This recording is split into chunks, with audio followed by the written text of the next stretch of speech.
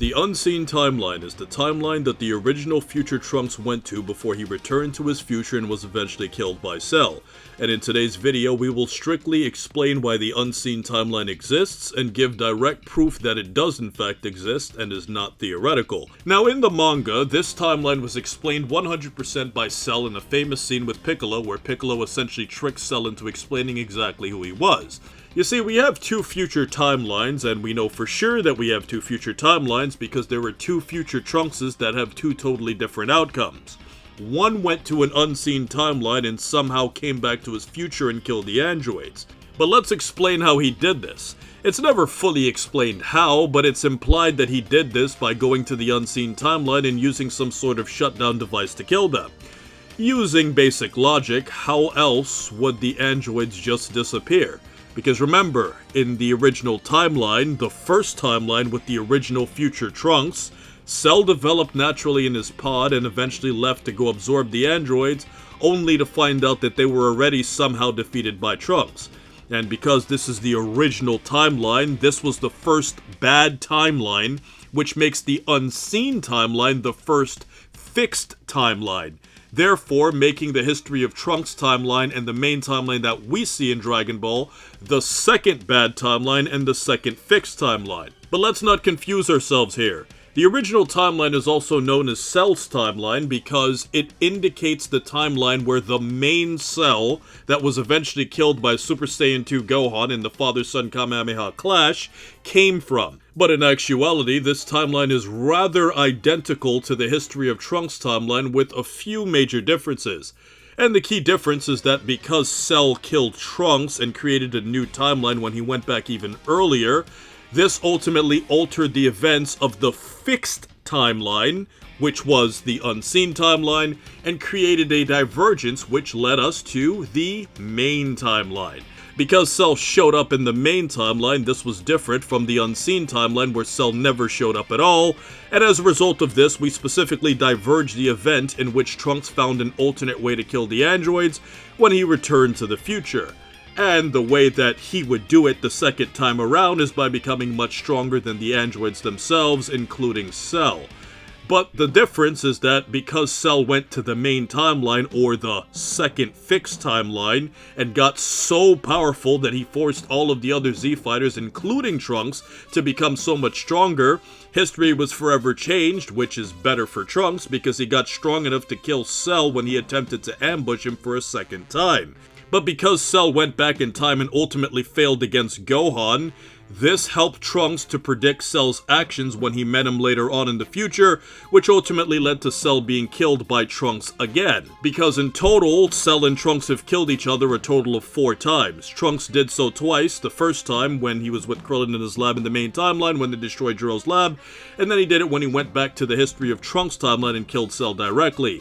And obviously for Cell killed Trunks in the original timeline, and then he also killed Trunks in the main timeline when he shot a beam through his chest. But let's not forget Cell's power also proves the existence of the unseen timeline.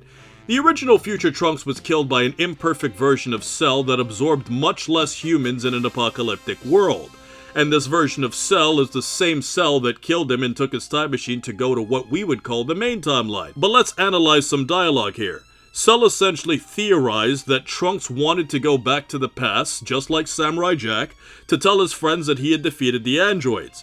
For the main timeline, the equivalent of this event would have been the movie BoJack Unbound, which is rather interesting because BoJack Unbound is not canon, obviously, because it's a movie, but it takes place in a time period that is fully realistic.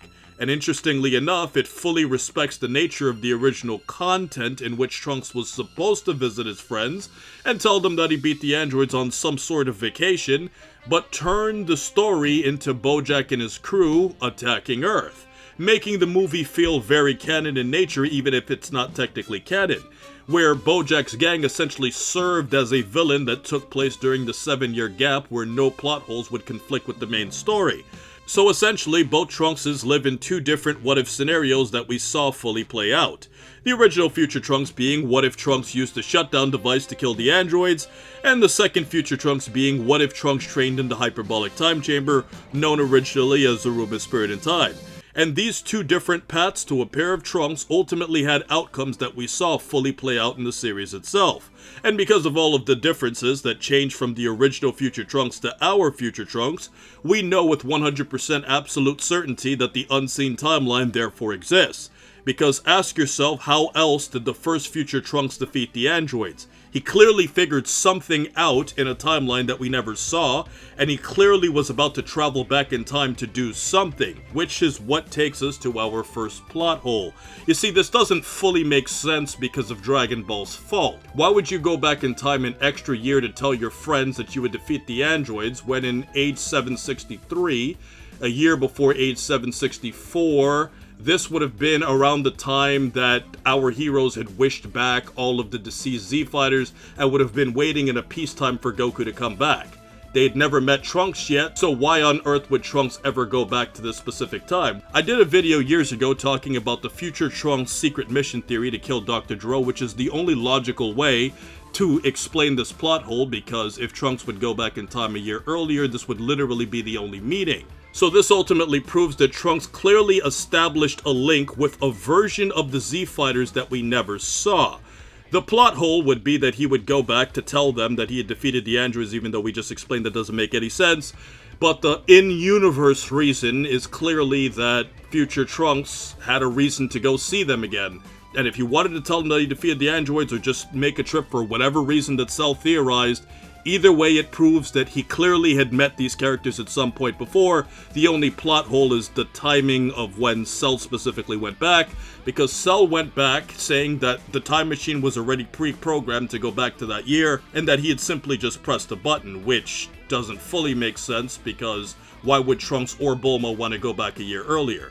So, you're getting two explanations. You're getting the plot hole explanation, and you're also getting the in-universe explanation. But this leaves us with some questions about the unseen timeline. For starters, what exactly happened to it? Well, the easiest way to put this is that we simply don't know, but in all likelihood, the Z-Fighters that fought here should be alive, because Goku would have been given the heart virus medicine by Trunks. And without getting too technical with timeline shenanigans, for those of you who don't know, the reason why Cell created a new timeline when he went back in time instead of just going to the unseen timeline is simply because of the fact that Cell going back a year earlier created a new divergence, whereas if he had gone back to an established period that was linked between the unseen timeline and the original timeline, then a new timeline wouldn't have been created.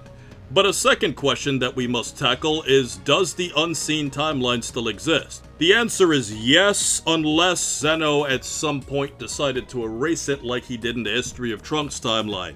But in this timeline, everything would be totally different, so it's unlikely that Goku would have ever met Zeno anyways and have the life that he had in Dragon Ball Super. But that takes us to an even bigger question. Where are the androids exactly? Well, considering the fact that it's implied that Trunks acquired blueprints for a shutdown device, that means our heroes figured out where Dr. Gero's lab was. And in a world without Cell, where the androids are the sole focus, in all likelihood, Trunks and the rest of our heroes would have used the shutdown device for 17 and 18, and Android 16 was simply never discovered like he was in the future timeline.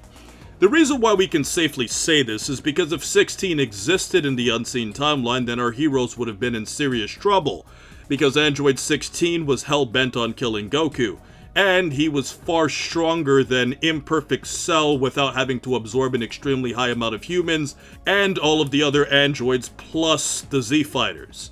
So, if Cell isn't around to become an even bigger threat and eventually force the androids to partner up with our heroes, very similar to the situation that we saw in Planet Namek, where Krillin and Gohan had to essentially team up with Vegeta to combat the Ginyu Force and eventually Frieza, we would have a situation similarly where 16 could either blow himself up or eventually kill Goku by hunting him down directly.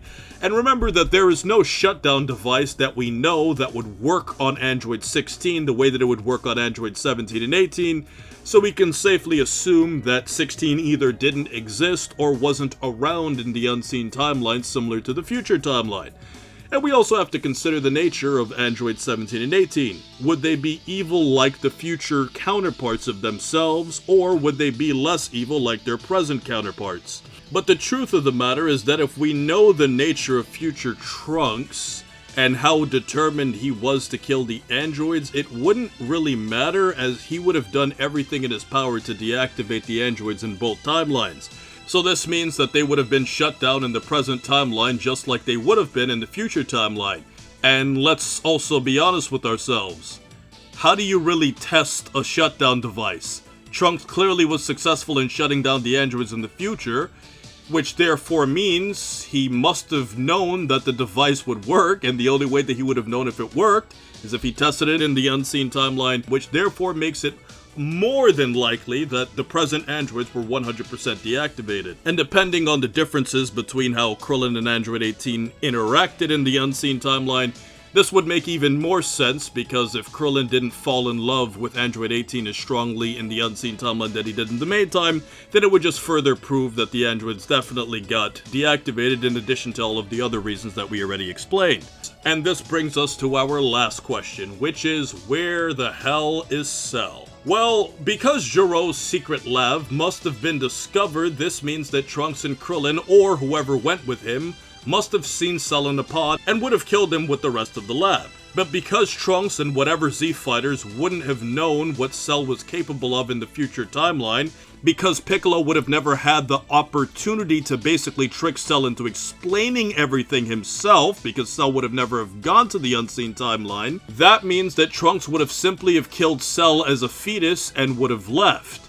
Only to find out the hard way that in the future timeline, a random bug-like entity that would have emerged naturally in a lab would eventually kill him and steal his time machine to create more problems in another timeline that eventually turned into our timeline that another future Trunks had to eventually jump in to help defeat. But because Trunks was so fixated on 17 and 18, he wouldn't have realized that Cell was an even bigger threat, which is why he was caught off guard in the future timeline when Cell essentially snuck up on him. So that, my friends, is what we would call the unseen timeline.